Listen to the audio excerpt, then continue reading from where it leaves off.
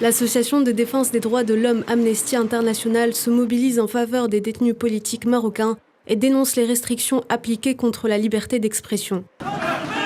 Amina Finda, porte-parole de l'antenne marocaine de l'organisation non gouvernementale, fustige la poursuite des restrictions contre la liberté d'expression au Maroc, affirmant que les poursuites sont enclenchées contre des journalistes et des activistes dont au moins 7 reporters et militants jugés dans des affaires en lien avec leur opinion. C'est le cas de Maate Mounjib, historien déjà condamné pour atteinte à la sécurité de l'État et fraude. D'autres ont suivi, n'ayant pas bénéficié à leur tour de procès équitable et ayant été ciblés pour leurs écrits et leur engagement selon l'ONG.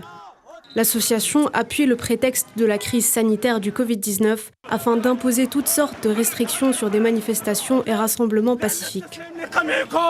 Sur les 154 pays étudiés dans le rapport 2021 de défense des droits humains, 43% d'entre eux ont adopté de nouvelles lois imposant des restrictions aux personnes exprimant leurs droits pacifiquement et 54% ont arbitrairement placé en détention des défenseurs des droits humains.